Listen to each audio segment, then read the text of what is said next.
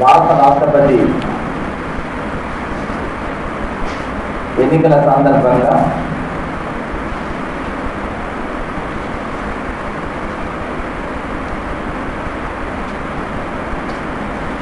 ఏ రాజకీయ పార్టీ కూడా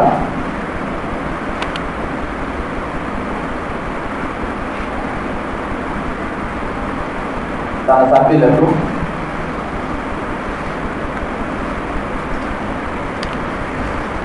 విప్పు జారీ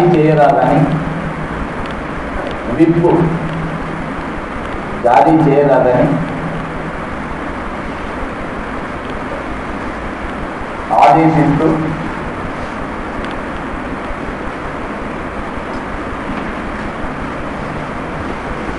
రాజకీయ పార్టీలకు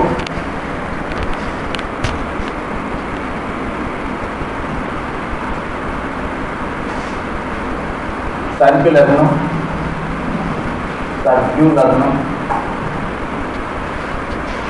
జారీ చేసినారు.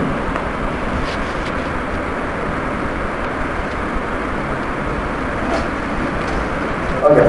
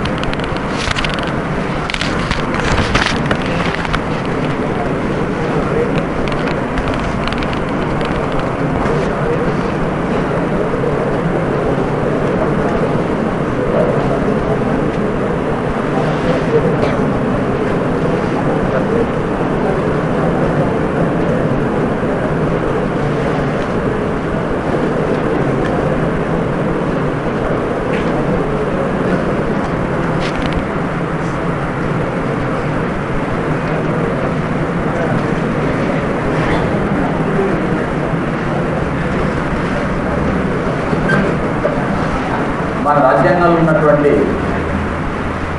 18వ భాగం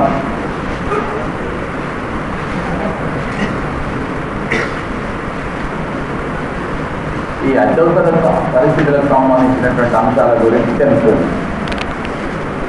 అత్యవసర పరిస్థితులు వాటికి సంబంధించినటువంటి విషయాల గురించి ఈ 18వ భాగం వివరిస్తుంది. అయితే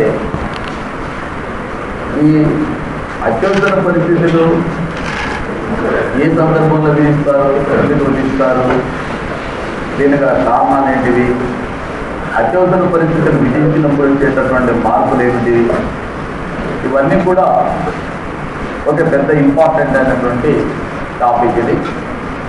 అందులోని మొత్తం 18వ భాగం అంటే ఒక రాజ్యాంగానికి సంబంధించిన ఒక భాగాన్ని మొత్తం ఇక్కడ చర్చిస్తున్నాం. భారత రాజ్యాంగంలో ఉన్నటువంటి భాగాలలో ఒక భాగం మొత్తాన్ని కూడా ఈ అత్యవసర పరిస్థితులకు సంబంధించినటువంటి అంశాల్లో చర్చిస్తున్నాం. వాస్తవానికి అత్యవసర పరిస్థితులకు సంబంధించి 1935 భారత ప్రభుత్వ చట్టం నుండి వీటిని గ్రహించడం జరిగింది, యాక్చువల్. అయితే ఎందుకు యాక్చువల్ అని చెప్తున్నామంటే 1935 భారత ప్రభుత్వ చట్టంలో 107వ సెక్షన్, ఇప్పుడు భారత రాజ్యాంగంలో ఉన్నటువంటి 352 అధికరణ, ఈ రెండు కూడా జిరాక్స్ కాపీలు, 1 and 6 ఒకే అంశాన్ని అక్కడ ఇక్కడ ప్రస్తావించినాము.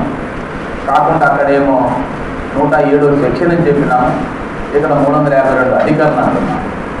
ఎందుకని అంటే విదేశాలతో యుద్ధం వచ్చినప్పుడు కానీ, లేక విదేశీ దురాక్రమణ జరిగినప్పుడు కానీ, లేక దేశంలో అల్లకల్లుల పరిస్థితి నెలకొన్నప్పుడు కానీ నాటి గవర్నర్ జనరల్ దేశంలో జాతీయ అత్యవసర పరిస్థితిని విధించవచ్చును అని రాయబడింది. ఎక్కడ? 107 అధికరణ 330 భారత ప్రభుత్వ చట్టం.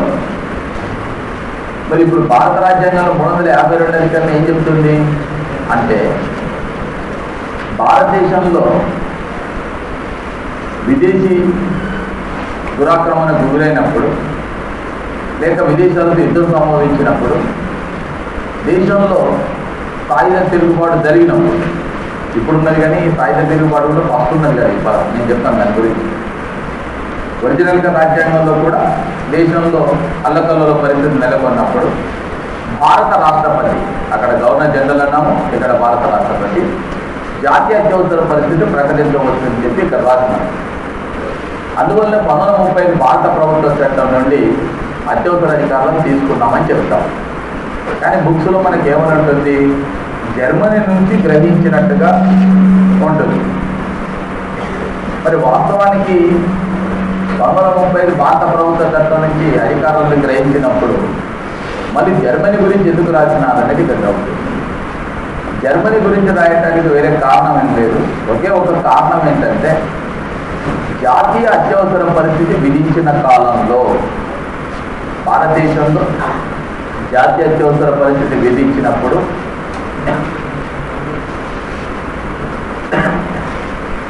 ఎలాంటి మార్పులు వస్తాయి?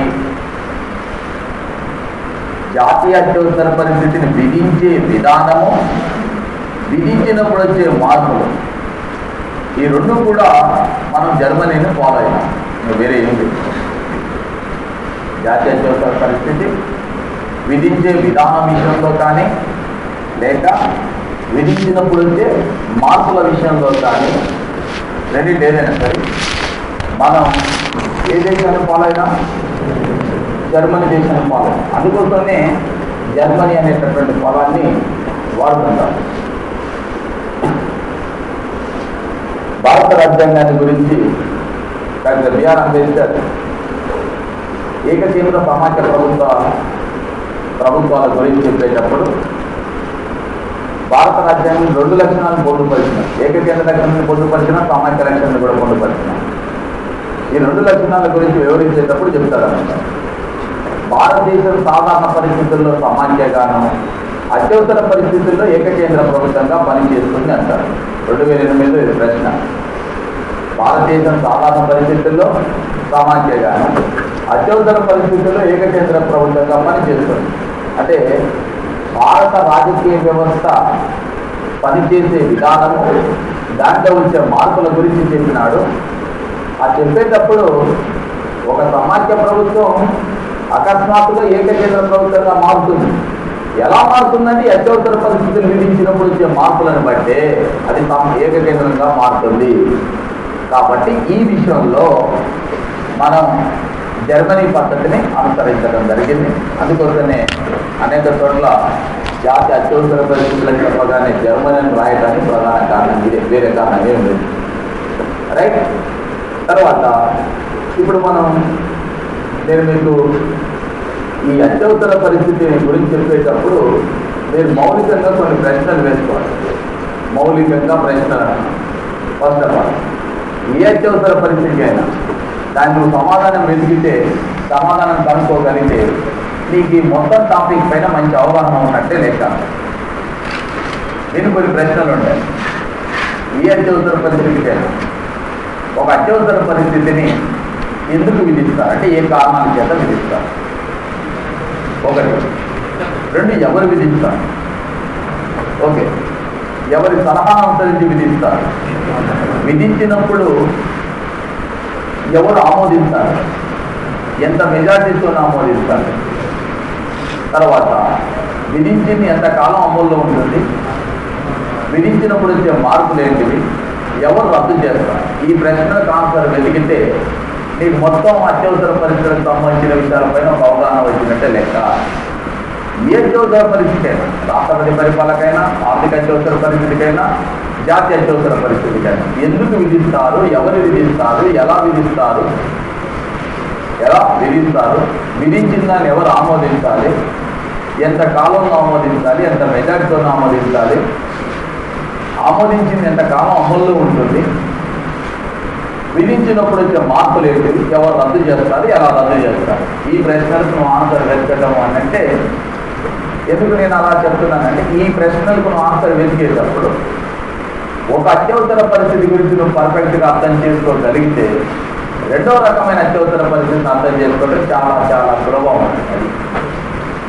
ఒక అత్యవసర పరిస్థితి గురించి నువ్వు పర్ఫెక్ట్గా అర్థం చేసుకోగలిగితే రెండవ రకమైనటువంటి అత్యవసర పరిస్థితుల గురించి చాలా సులభంగా అర్థం చేసుకోవచ్చు. పెద్ద కష్టం కాదు, ఈజీగా ఉంటుంది అంటున్నారు.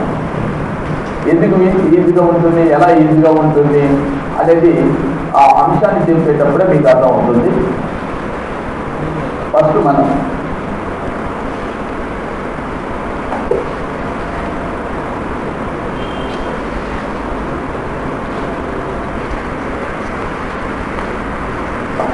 జాతీయ అత్యవసర పరిస్థితిని ఏ కారణాల చేత విధిస్తారు అంటే విదేశీ దురాక్రమణ,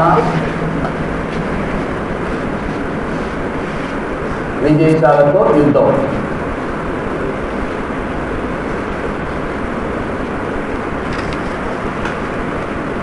రెండు దేశంలో అల్లకల్లోల పరిస్థితులు,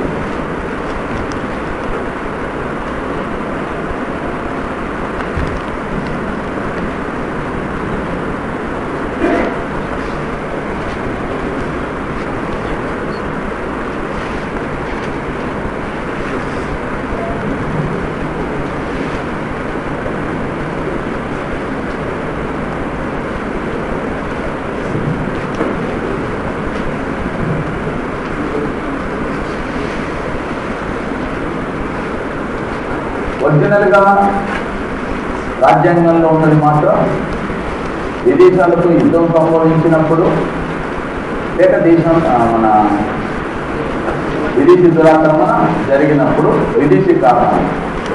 స్వదేశీ కారణాల విషయానికి వచ్చినప్పుడు దేశం అల్లకల్లోల పరిస్థితులు నెలకొన్నప్పుడు దేశంలో జాతీయ అత్యవసర పరిస్థితులు విధించాలి. యాక్చువల్గా ఇది పరిస్థితి ఓకేనా. కానీ 1978లో జనతా ప్రభుత్వం 44వ సవరణ ద్వారా తీసుకొచ్చినటువంటి మార్పులు, 44వ రాజ్యాంగ సవరణ ద్వారా తీసుకొచ్చిన మార్పుల్లో ఒకటి ఈ అల్లకల్లోల పరిస్థితులను కొట్టివేసి దాని స్థానంలో ఏం చేస్తున్నారు, సాయుధ తిరుగుబాటు అనే పదాన్ని చేస్తున్నారు. ఎన్నో సవరణ ద్వారా? ఏ ప్రభుత్వం? అంతకుముందు ఏ పదం ఉండేది? దేశంలో అల్లకల్లోల పరిస్థితి. విదేశీ కారణాలు సేమ్ ఉన్నాయి, అప్పుడు అవే ఉన్నాయి, ఇప్పుడు కూడా అవే ఉన్నాయి.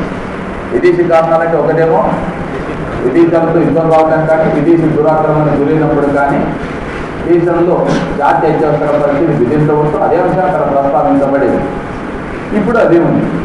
కానీ స్వదేశీ కారణాల విషయానికి వచ్చినప్పుడు గతంలో ఉన్నటువంటి దేశంలో అల్లకల్లోల పరిస్థితులు అనే పదాన్ని తొలగించేసి ఇప్పుడు సాయుధ తిరుగుబాటు అనే పదాన్ని చేర్చడం జరిగింది.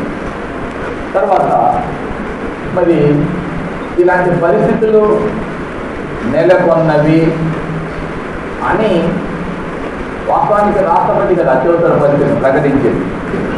భారత రాష్ట్రపతికి ఈ పరిస్థితుల గురించి ఎవరు తెలియజేస్తారు? Parliament sir. ఎవరు తెలియజేస్తారు అంటే మనకు కేంద్ర క్యాబినెట్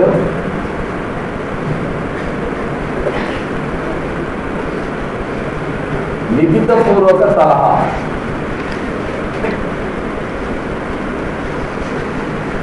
ఇవ్వాలి.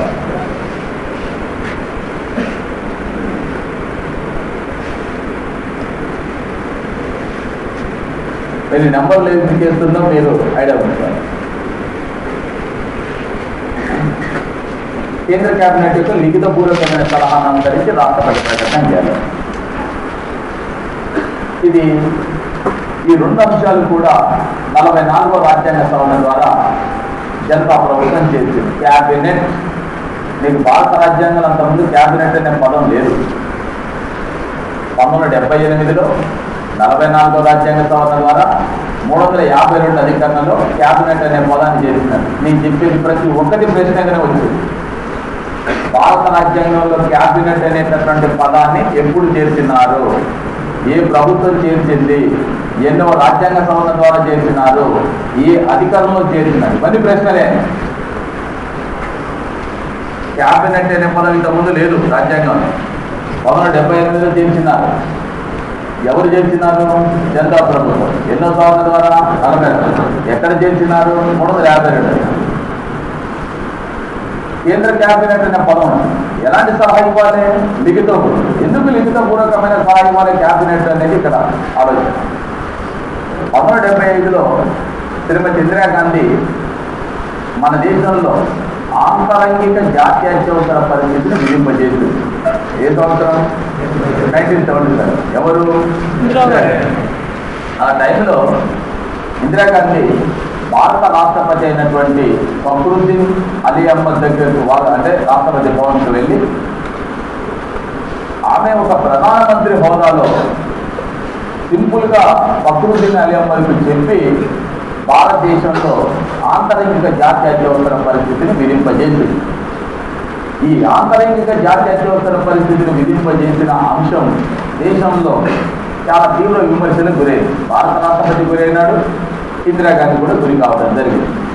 ఎందుకని అంటే ఈ ఇందిరాగాంధీ ప్రధానమంత్రిగా వెళ్ళి చెప్పడాన్ని వెంటనే రాష్ట్రపతి ఆమోదించేటుందో ఇది విమర్శలకు గురైందని. కారణం విషయం ఏంటంటే మీకు భారత రాజ్యాంగంలో ప్రధానమంత్రి పదవి గురించి ఎక్కడ కూడా సపరేట్గా ఏ అధికారంలో ఉండదు. భారతదేశ ప్రధానమంత్రిని గురించి రాజ్యాంగం మొత్తంలో కూడా ఎక్కడ ఒంటరిగా సపరేట్గా ఉండదు. ప్రధానమంత్రి పదవి అనే పేరు ఉన్నది అంటే దాని వెంటనే కేంద్ర మంత్రి మండలి అని ఉంటుంది. ప్రధానమంత్రి అధ్యక్షతన ఉండే మంత్రి మండలి అనే పదం ఉంటుంది తప్ప ఎక్కడ ప్రధానమంత్రి అనేటటువంటి పదవి గురించి ఒంటరిగా పేర్కొనలేదు. దీనికి కారణం ఏమై ఉండవచ్చు చెప్పండి? నేను చెప్పిన దానికి కారణం ఏమై ఉండవచ్చు?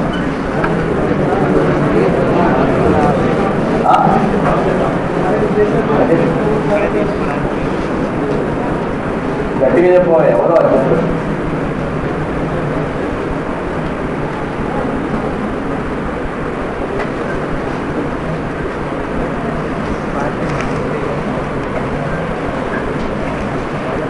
ఓకే, ఇంకా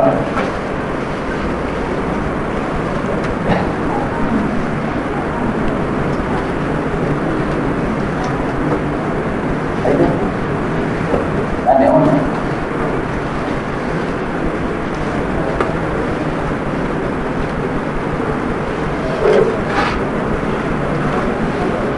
గట్టిగా భారతదేశం ఏ ప్రభుత్వ విధానాన్ని అనుసరిస్తుంది? పార్లమెంటేతర ప్రభుత్వం ఏ సూత్రంపై ఆధారపడి పనిచేస్తుంది? గుర్తు చేసుకోండి, చెప్పాలంటే కష్టంగా ఉన్నాయి. ఏ సూత్రంపై ఆధారపడి పనిచేస్తుంది? మరి సమిష్టి బాధ్యత సూత్రంపై ఆధారపడి పనిచేసేటటువంటి ప్రభుత్వంలో ప్రభుత్వానికి సంబంధించినటువంటి ఒక ప్రధానమంత్రి ఇచ్చినటువంటి సలహా, వ్యక్తిగతమైనటువంటి సలహా క్రైటీరియా తీసుకోవాలన్నా ప్రధానమంత్రి నేతృత్వంలో ఉన్నటువంటి మంత్రి మండలి ఇచ్చిన సలహా తీసుకోవాలి. నేను మీకు ముందు చెప్పింది దానికే. మీరేంటంటే నేను బాగా వివరణ ఉండాలి, అర్థంగా ఉండాలన్న ఉద్దేశంతో నేను విపులంగా చెప్పే ప్రయత్నం ఎంత చేస్తానో మీరు అట్లా అర్థం చేసుకుంటాం. మేము కఠినంగా చెప్పండి, అప్పుడు అర్థం చేసుకుంటాం. నేను మాట్లాడే దానికోసం భారత రాజ్యాంగంలో ఎక్కడ కూడా ప్రధానమంత్రి ఒక్కరి గురించి ఉండదు. మీరు ఏ అధికారాన్ని తీసుకోండి, ప్రధానమంత్రి గురించి సింగిల్గా ఎక్కడ ప్రస్తావించబడదు. ఎక్కడైనా ఏమని ప్రస్తావించబడుతుంది? ప్రధానమంత్రి, మంత్రి మండలి. మీరు ఎక్కడైనా తీసుకోండి, ప్రధానమంత్రి, మంత్రి మండలి అంటే ఈ ప్రధానమంత్రి అధ్యక్షులు మంత్రి మండలి సమిష్టి బాధ్యత సూత్రాన్ని అనుసరించి పనిచేస్తుంది. మరి భారత రాష్ట్రపతికి పరిపాలన సలహాలు సహాయాన్ని ఇచ్చేటప్పుడు ప్రధానమంత్రి అధ్యక్షుల మంత్రి మండలి ఉంటుందని రాసినామా, లేకపోతే భారత రాష్ట్రపతికి పరిపాలన వ్యవహారాల్లో సలహాలు సూచనలు చేయడం కోసం ప్రధానమంత్రి ఉంటాడని రాసినారా? ప్రధానమంత్రి అధ్యక్షులుగా మంత్రి మండలి 74(1) అధికారం ఏం చెప్తుందండి? There shall be a cabinet under the leadership of the prime minister who will aid and advise the president of India while carrying Indian administration. భారతదేశ పరిపాలన నిర్వహణలో భారత రాష్ట్రపతికి సలహాలు సహాయాన్ని అందివ్వడం కోసం ప్రధానమంత్రి అధ్యక్షున ఒక మంత్రి మండలి ఉంటుందని రాసినామా, ప్రధానమంత్రి ఒక్కడే ఉంటారని రాసినా. మరి ఇక్కడ 1975లో శ్రీమతి ఇందిరాగాంధీ ప్రధానమంత్రి ఒక్కరిగా వెళ్ళి భారత రాష్ట్రపతికి సింగిల్ గా చెప్పినప్పటికీ కూడా భారతదేశంలో జాతీయ అత్యవసర పరిస్థితిని విధించడం అనేది భారత రాజ్యాంగంలో పేర్కొన్నటువంటి సమిష్టి బాధ్యత సూత్రానికి వ్యతిరేకమని చెప్పి, ఇది ఉండకూడదని చెప్పి అనేక మంది రాజ్యాంగ నిపుణులు, న్యాయ నిపుణులు తీవ్ర విమర్శలకు గురి చేసినటువంటి నేపథ్యంలో జనతా పార్టీ అధికారంలోకి రాగానే 44వ రాజ్యాంగ సవరణ ద్వారా తీసుకొచ్చినటువంటి మార్పు ఏమిటంటే, ఇప్పటి నుంచి భారతదేశంలో జాతీయ అత్యవసర పరిస్థితిని విధించాలంటే ప్రధానమంత్రి అధ్యక్షుడిగా ఉండేటటువంటి మంత్రి మండలి అయినటువంటి కేంద్ర క్యాబినెట్ లిఖితపూర్వకమైన సలహా ఇచ్చినప్పుడు మాత్రమే భారత రాష్ట్రపతి ప్రకటన చేయాలి. ఆ రోజున ఇందిరాగాంధీ సింగిల్ గా వెళ్ళి చెప్తేనే రాష్ట్రపతి చేసినారు. ఇది పార్లమెంటరీ ప్రభుత్వ సూత్రానికి సమిష్టి బాధ్యత సూత్రానికి వ్యతిరేకం కాబట్టి ఇప్పటి నుంచి రాష్ట్రపతి అలా ప్రకటన చేయకూడదు. సమిష్టి బాధ్యత సూత్రం ప్రకారం కేంద్ర కేబినెట్ లిఖితపూర్వకమైన సలహా ఇచ్చినప్పుడు మాత్రమే చేయాలని మార్పులు తీసుకురావడం జరిగింది. ఇది ఏదో మార్పు 1, 2, 3 ఎన్ని మార్కులు వచ్చినాయి? 3 మార్కులు. ఎన్నో సవరణ ద్వారా? నేను ఇది చెప్తుందంటే దీంతో నా బాధ ఉంది కొంత. ఏం బాధ అంటే, వాడు అడిగేటప్పుడు 44వ రాజ్యాంగ సవరణతో సంబంధం లేని అంశమని అడుగుతున్నాం. అత్యవసర పరిస్థితులకు సంబంధించి 44వ రాజ్యాంగ సవరణతో సంబంధం లేని అంశం అని 5-6 సవరణలు చేసిన దీంతో సంబంధం లేని అంశం అంటే 3 సవరణలు సంబంధం ఉన్న అంశాలు ఇచ్చి 1 సంబంధం లేని సవరణ ఇస్తున్నాడు. మీకు సింగిల్గా ఒకే అంశంపై ప్రశ్న లేవచ్చు. 44వ రాజ్యాంగ సవరణ ద్వారా క్యాబినెట్ అనే పదాన్ని ఏ అధికారంలో చేర్చున్నారని అడగవచ్చు. లేదా ఎన్నో రాజ్యాంగ సవరణ ద్వారా భారత రాజ్యాంగంలో క్యాబినెట్ అనే పదాన్ని చోటు తగ్గింది. ఎందుకంటే ఈ ప్రశ్నలు ఎలా ఉంటాయంటే, మనం ఈ షెడ్యూల్స్ గురించి చెప్పేటప్పుడు మీకు ఒక ప్రశ్న చెప్పినాను. 10వ షెడ్యూల్ గురించి. 10వ షెడ్యూల్ పార్టీ ఫిరాయింపు నిరోధక చట్టానికి సంబంధించి. ఈ పార్టీ ఫిరాయింపు నిరోధక చట్టానికి సంబంధించిన అంశాన్ని గురించి పేర్కొంటూ వాడు ఎంత టెక్నికల్గా క్వశ్చన్ ఇచ్చినారు. భారత రాజ్యాంగంలో రాజకీయ పార్టీ అనేటటువంటి పదానికి ఎప్పుడు చోటు లభించిందని, భారత రాజ్యాంగంలో రాజకీయ పార్టీ అనే పదానికి ఎప్పుడు చోటు కల్పింపబడింది? ఎప్పుడు 1985. ఎప్పుడు? ఎన్నో సంవత్సరం ద్వారా? 52వ రాజ్యాంగ సవరణ. ఏం చట్టాన్ని చేర్చినాము? పార్టీ ఫిరాయింపు. అంటే అప్పటి వరకు నీకు రాజకీయ పార్టీ గురించి భారత రాజ్యాంగం ఉన్నట్టా లేదంట? మనం ఆలోచన ఏం చేస్తాం? గతంలో రాజకీయ పార్టీ ఉంటేనే ఇప్పుడు పార్టీ ఫిరాయింపు నిరోధక చట్టం వస్తుంది. కానీ పార్టీ ఫిరాయింపు నిరోధక చట్టమే డైరెక్ట్గా ఎట్లా చేస్తారు? కాబట్టి ఇది కాదు, ఇంకో ఏదో ఈ ఉంటుంది. అందుకోసం నేననేది ఏంటంటే, క్యాబినెట్ అనే పదం భారతదేశంలో 1947లో స్వాతంత్రం వచ్చిన తర్వాత నుంచి 52 వరకు పనిచేసిన తాత్కాలిక ప్రభుత్వం, 52 ఎన్నికల తర్వాత ఏర్పడినటువంటి ప్రభుత్వం దగ్గర నుంచి కూడా క్యాబినెట్ అనే మంత్రులు, క్యాబినెట్ మంత్రుల గురించి చెప్తూ వచ్చిన. కానీ ఇక రాజ్యాంగంలో క్యాబినెట్ లేదు. అందుకోసమే అలాంటి టెక్నికల్ క్వశ్చన్స్ వచ్చినప్పుడు డైరెక్ట్గా అదే అడుగుతాడా, కొన్ని అంశాలను కలిపి అడుగుతాడా అనేటటువంటి, అంటే 44వ రాజ్యాంగ సవరణతో సంబంధం లేని అంశం, సంబంధం ఉన్న అంశం, ఏ అంశాన్ని చేర్చినారని చెప్పి అడగొచ్చు, ఎట్లయినా అడగచ్చు. అందుకోసం నేను క్యాలిక్యులేటెడ్గా నంబర్ రాష్ట్రం కూడా చెప్పింది దానికోసం. సో ఫస్ట్ 44వ రాజ్యాంగ సవరణతో వచ్చిన మార్పు ఏంటండి? సాయుధ దేని స్థానంలో? రెండో అంశం ఏంటిది? కేంద్ర క్యాబినెట్. ఎక్కడ చేర్చినారు? కేంద్ర క్యాబినెట్ ఎవరికి సలహా ఇవ్వాలి? ఎలాంటి సలహా ఇవ్వాలి?